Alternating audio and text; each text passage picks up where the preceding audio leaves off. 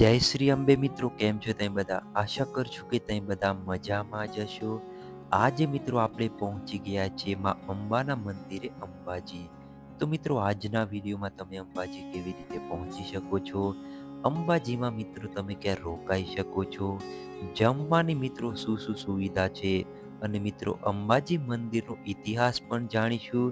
અને મિત્રો અંબાજી મંદિરની આજુબાજુ દરેક જોવાલાયક સ્થળ વિશે સંપૂર્ણ માહિતી આપીશું આ વિડીયોમાં. તો મિત્રો તમે વિડીયો પૂરો જોજો. શરૂ કરીએ છીએ મિત્રો આજના વિડીયોને. તો સૌપ્રથમ આપણે વાત કરીએ કે તમે અંબાજી કેવી રીતે પહોંચી શકો છો. જો તમે બસના માધ્યમથી અંબાજી આવવા માંગો છો તો ગુજરાતની દરેક મોટી સિટીમાંથી તમને ડાયરેક્ટ અંબાજીની બસો આરામથી મળી જશે. અને જો તમે ટ્રેનના માધ્યમથી અંબાજી આવવા માંગો છો તો નજીકનું રેલવે સ્ટેશન આબુનું થાય છે. ત્યાંથી અંબાજી 20 કિલોમીટરના અંતરે આવેલું છે.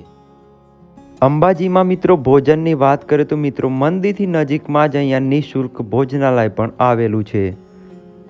તો અત્યારે આપણે પહોંચી ગયા છીએ મંદિરના મુખ્ય પ્રવેશ દ્વારની આગળ. મંદિરમાં મિત્રો વિડીયો બનાવવું એલાઉ નથી. મંદિરમાં દર્શન કરવા જતા પહેલા તમને અહીંયા નિઃશુલ્ક લોકરની સુવિધા મળી જશે, જ્યાં તમારે તમારો મોબાઈલ જમા કરવાનો રહેશે. તો આપણે મોબાઈલ જમા કરીને જઈએ દર્શન કરવા માટે.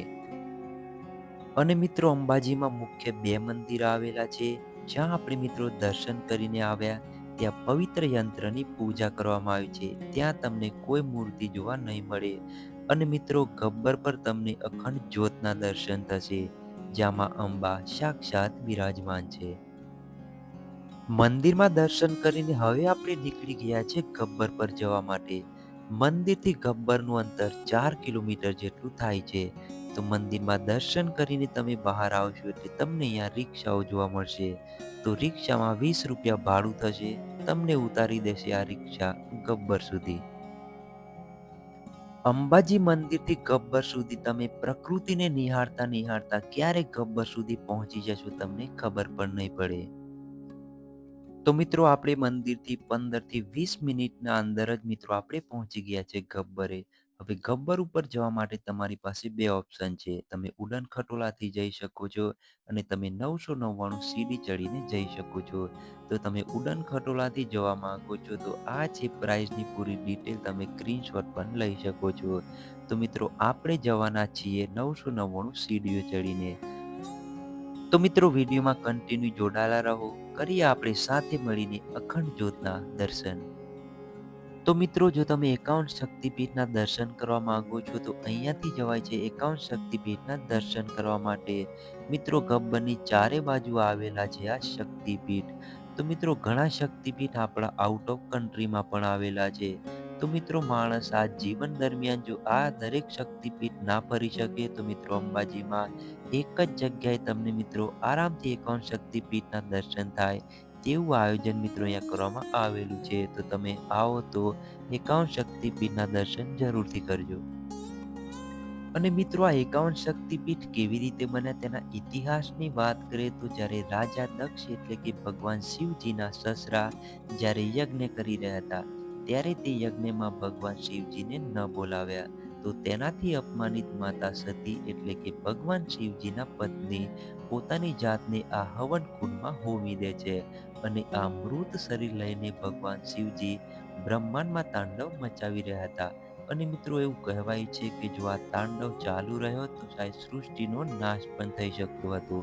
તો મિત્રો ત્યારે તે સમયે ભગવાન વિષ્ણુજીએ પોતાનું સુદર્શન ચક્ર છોડ્યું અને તેનાથી માતા સતીના 51 ટુકડા થયા.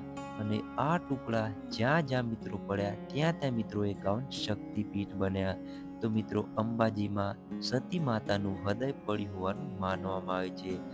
અને મિત્રો લોકવાયકા મુજબ એવું કહેવાય છે કે ભગવાન શ્રી કૃષ્ણજીની બાબરી પણ મિત્રો આ જગ્યાએ જ ઉતારવામાં આવી હતી. તો અત્યારે આપણે પહોંચી ગયા છે ગબ્બરની ઉપર. પહેલા કરી લઈએ આપણે અખંડ જ્યોતના દર્શન, પછી આપણે આજુબાજુના સ્થળો જોવા માટે જઈશું.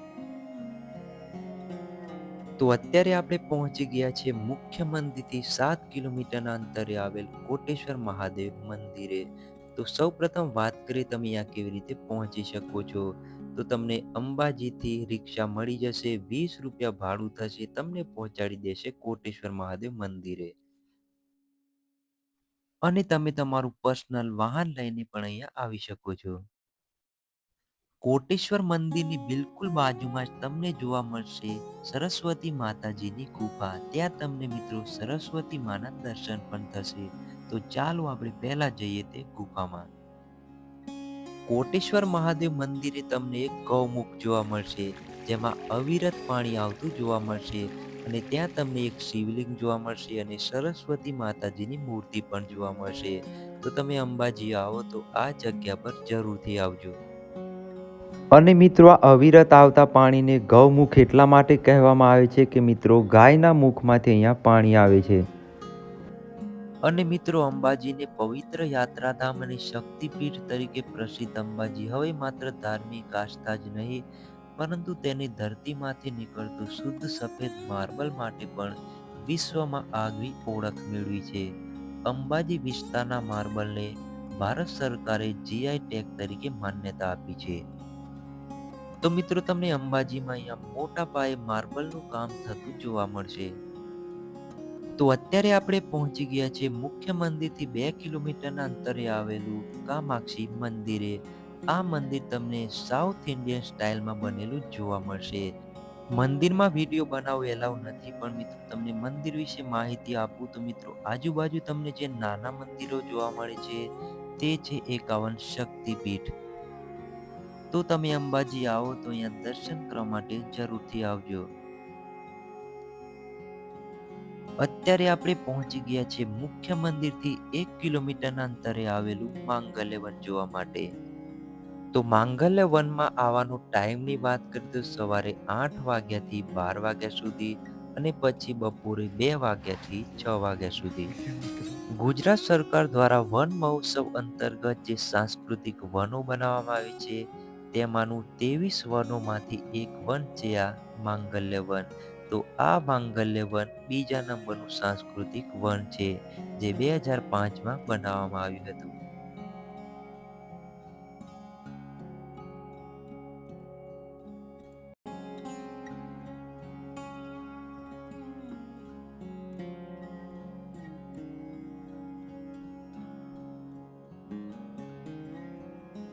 તો મિત્રો અહીંયા તમે જો માંગલ્ય વનમાં આવશો તો મિત્રો તમને આ પ્રકૃતિનો સરસ મજાનો આનંદ તમે માણી શકો છો. તો ફાઇનલી વિડીયોને આ કરે છે એન્ડ આશા કરું છું કે આ વિડીયો તમને પસંદ આવે છે. જો વિડીયો પસંદ આવે તો વિડીયોને લાઈક કરી દેજો.